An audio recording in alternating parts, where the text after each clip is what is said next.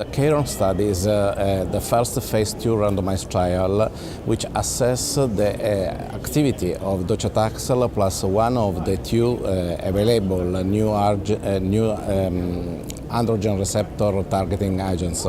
This is a phase 2 trial which randomizes patients with castration-resistant prostate cancer, first-line treatment, and this patient received docetaxel alone plus usual prednisone and androgen deprivation therapy, or the same chemotherapy plus enzalutamide.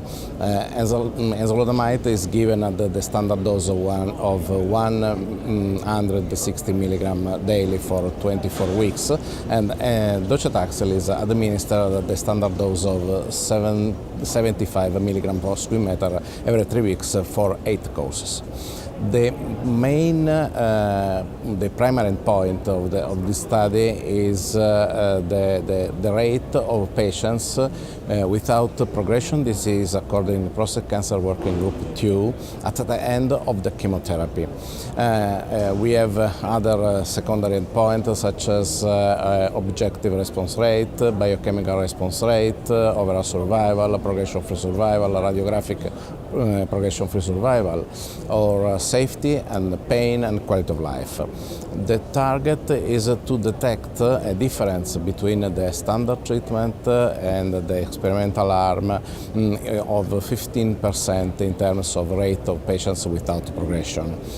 The trial meet the primary endpoint since the rate of patients without progressive disease at 6 months after the first docetaxel administration was 89% in the experimental arm compared to 73% in the standard arm. This is statistically significant and corresponds to a relative increase of the probability of response of 20%, and this corresponds to a number needed to treat of 6.19.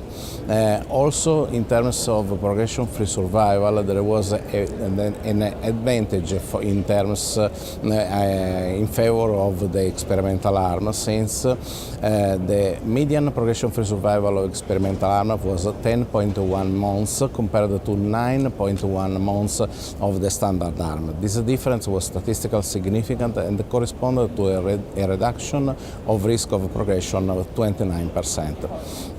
This trial confirmed that the combination of docetaxel and enzalutamide is safe and feasible, although the grade 3-4 toxicities were more frequently observed in the experimental arm compared to the standard arm in terms of neutropenia, febrile neutropenia, fatigue, and skin toxicity. But in my opinion, this is a